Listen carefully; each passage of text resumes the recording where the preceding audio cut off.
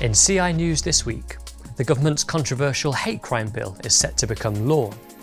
A pro-assisted suicide report has been endorsed by the Dáil, despite warnings that a change in legislation would put vulnerable people at risk.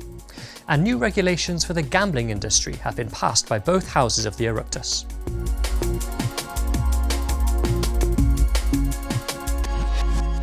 Hello and welcome to CI News on the 25th of October. I'm Rhys Curnow.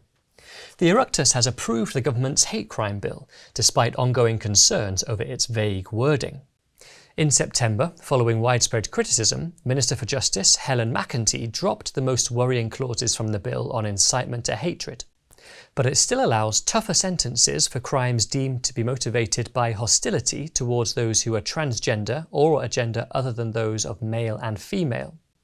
Senator Ronan Mullen emphasised that while people should never be attacked because of their gender identity, the wording goes beyond protecting people from assault. It is about mainstreaming an idea that people are not born male or female, but that they may be actually a combination of genders or no gender or all that, that new spectrum that is having a negative impact, particularly on children where they are encountering this ideology. Senator Sharon Keoghan took nearly 25 minutes to read almost 1,000 genders, which could be covered under the definition. Agender, ambigender, adamasgender, aerogender, anisogender, affectogender, agender flux. Dáil Éireann has voted to acknowledge recommendations that terminally ill adults should be allowed to receive help to kill themselves. Deputies voted by 76 to 53 to take note of the Joint Oireachtas Committee on Assisted Dying's final report, but it is expected to fall to the next government to decide whether or not to change the law. Several deputies from across the political spectrum, including independent TD Carol Nolan, emphasised that legalising assisted suicide would put the vulnerable at risk. Quite simply, the adoption of the recommendations contained in this report would represent the crossing of an ethical and legislative Rubicon that is almost too terrifying to even contemplate. If adopted, the Oireachtas will have opened a Pandora's box where the likelihood of grave injustices being visited upon one of the most vulnerable groups in our society will move from grim possibility to absolute certainty.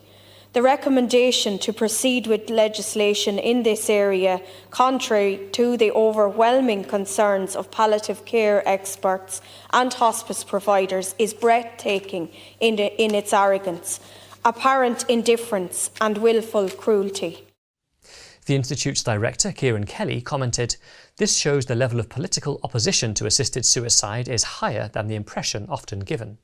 Many TDs are clearly persuaded by the strong arguments against changing the law." In Wales, the Senedd has refused to endorse the principle of assisted suicide or back proposals to remove end-of-life protections. In a free vote, members rejected a pro-assisted suicide motion by 26 votes to 19, with 9 abstentions. Praying or assisting vulnerable women near abortion centres is now a criminal offence. 100-metre zones prohibiting anyone from speaking about abortion are now in force around all locations where abortions take place. Under the Safe Access Zones Act, someone breaching the zone may be fined or imprisoned for up to 6 months. The Act includes houses and churches within the zones, banning pro-life activities from gardens, doorways or windows. Sandra Parder of the Life Institute said that pro-life prayer, pro-life witness and pro-life protest will continue. "We will always find a way to speak to women to offer them a better answer than abortion." And finally, new gambling restrictions have been approved by the Oireachtas. Once enacted, the legislation will establish a national regulator, create a social impact fund to address problem gambling, and ban advertising across on-demand services, television and radio between 5:30 a.m. and 9 p.m. Justice Minister James Brown, who introduced the Gambling Regulation Bill in 2022, said it would provide a coherent licensing framework and tackle the proliferation of digital gambling activities and advertising. The minister said it was aimed at protecting our citizens from gambling harm, including younger people and those more vulnerable in our communities. To explore these stories and much more, visit our website, the.ci, and be sure to subscribe and follow us across our social media channels. Thanks for watching, have a blessed weekend.